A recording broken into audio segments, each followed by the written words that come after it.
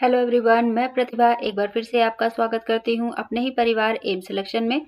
और आज हम लोग बात करेंगे किसकी। आज हम लोग यहाँ पर पीवाईक्यू लेकर आ गए हैं UGC net paper 2 political science की। यहाँ पर यूनिट आपकी 3 है, हम उसका पीवाईक्यू यहाँ पर सॉल्व करेंगे।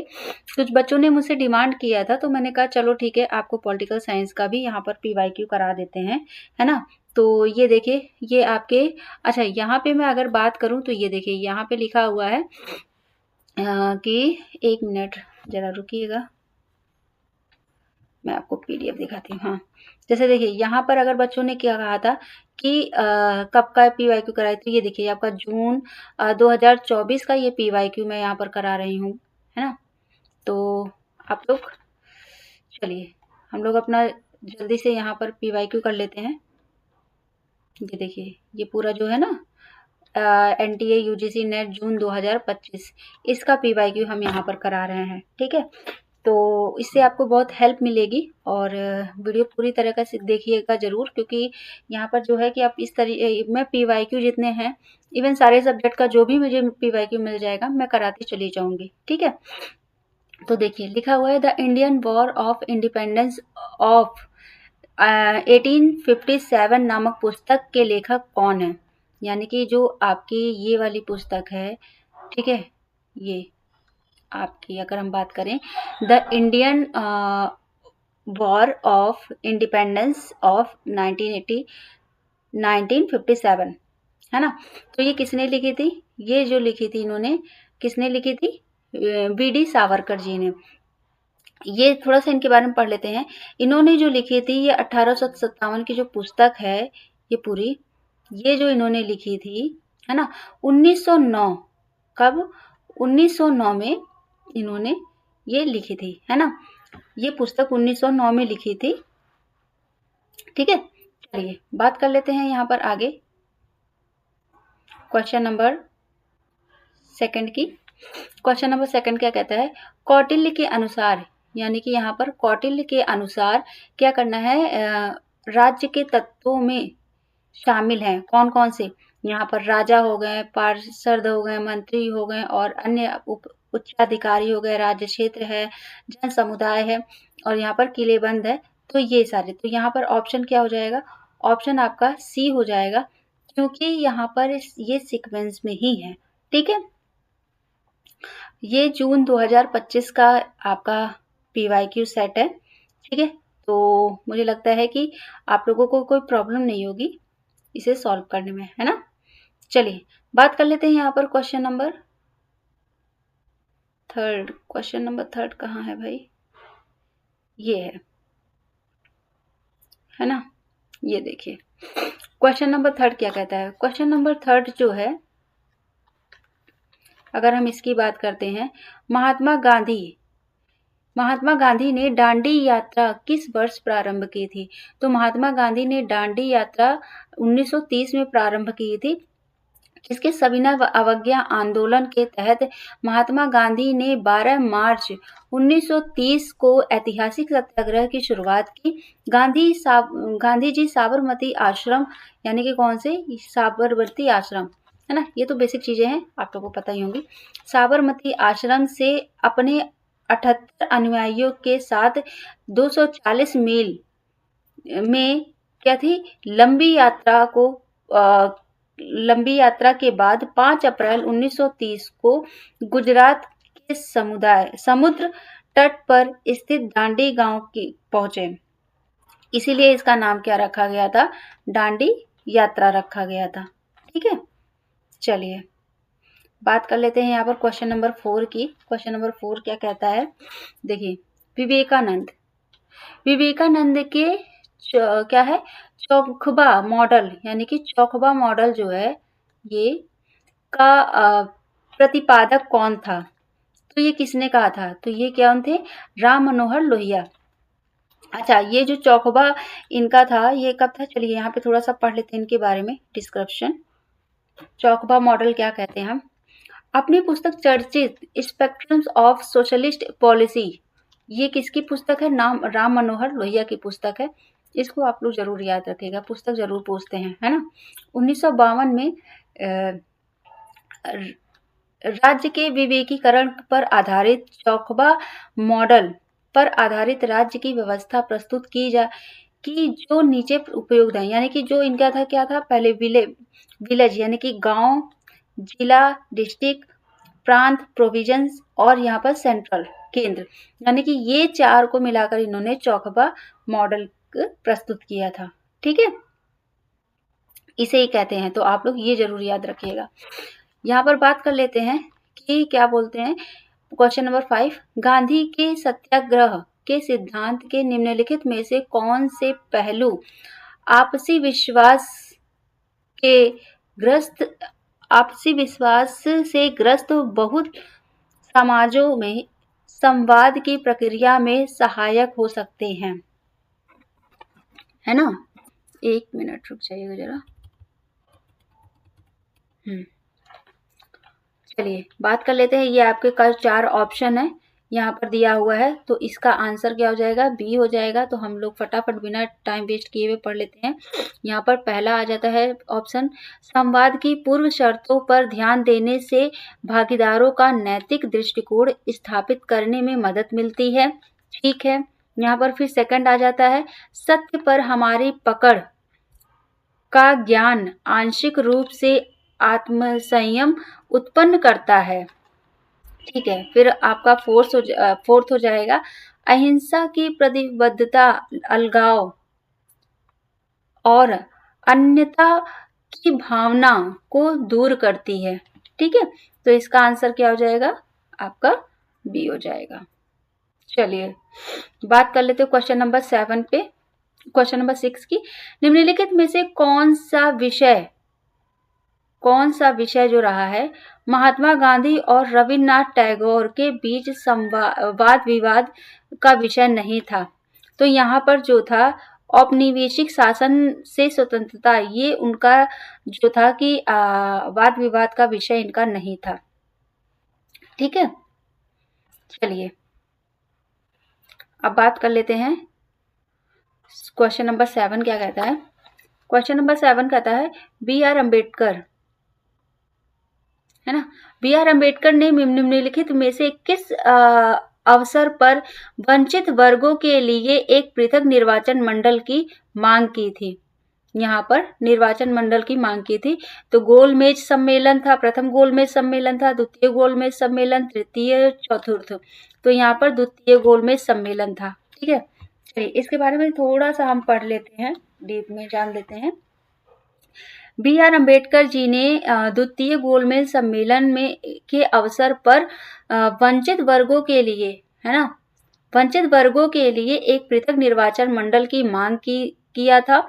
इसका परिणाम था कि क्या था, 1932 में गोलमेज क्या थे, रैमजे मैकडोनाल्ड द्वारा सांप्रदायिक अधिनिर्णय घोषित किया गया, जिसमें मुसलमानों, सिखों, भारतीय ईसाइयों और एवं दलित वर्गों के लिए निर्वाचन की व्यवस्था की गई थी।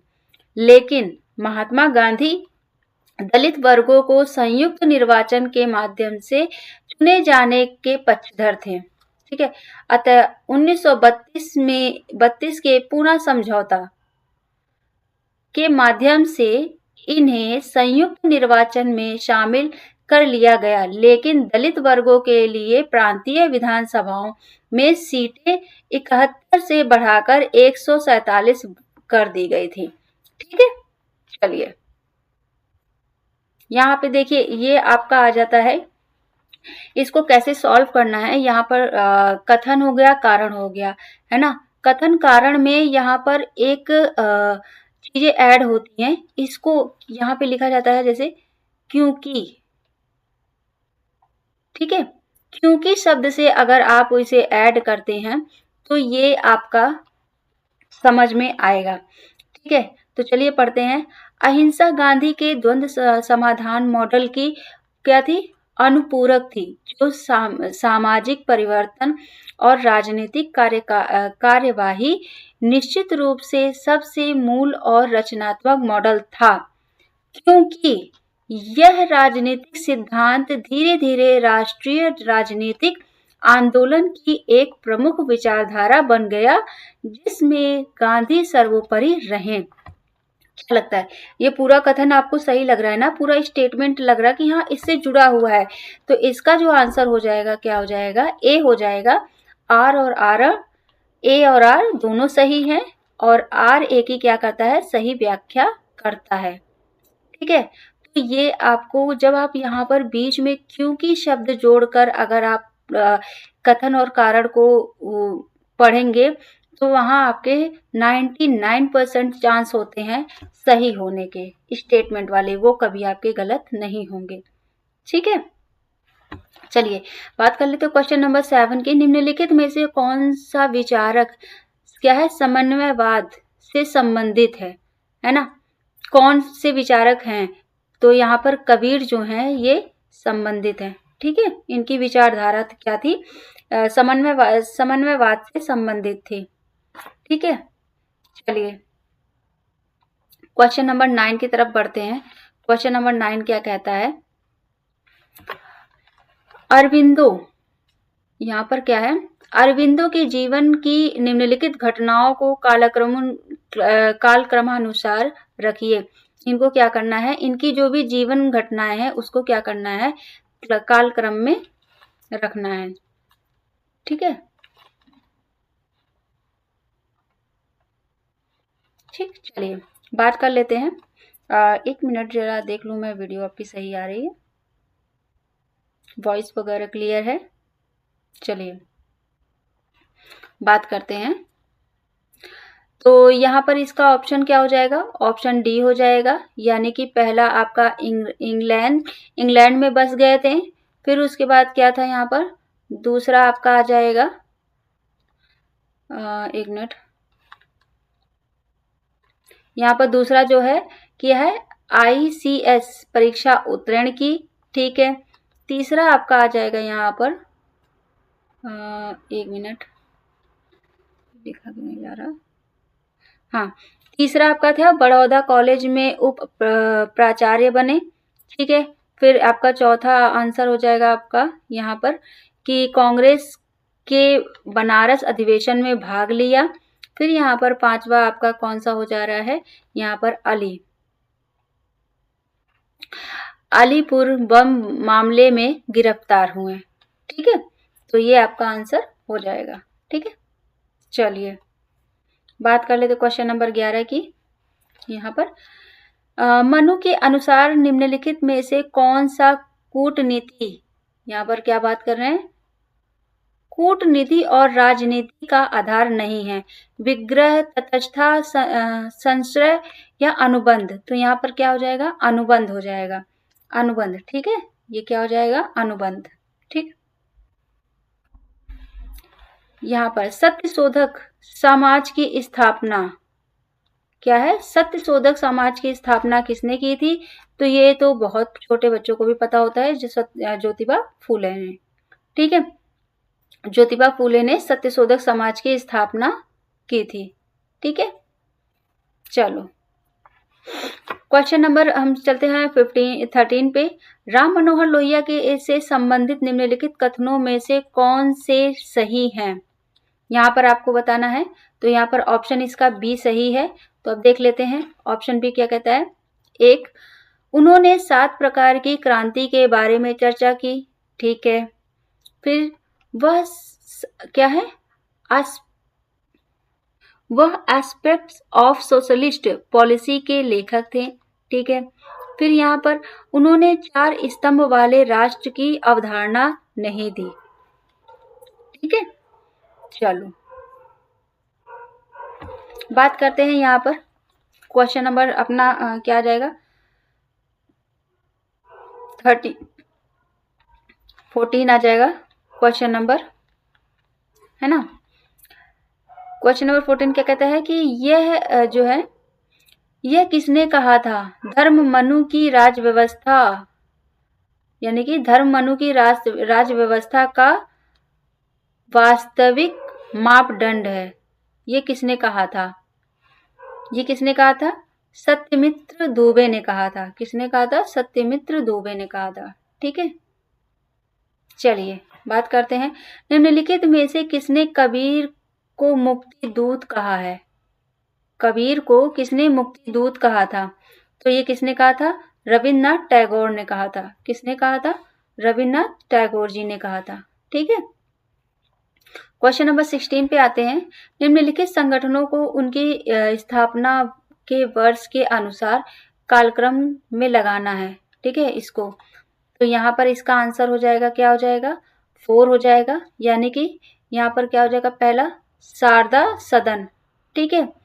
फिर इसके बाद तीसरा आ जाता है रामकृष्ण,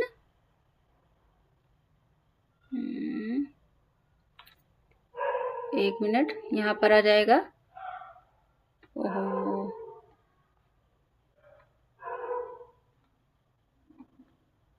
यहाँ पर जो है ये आ जाएगा आपका रामकृष्ण।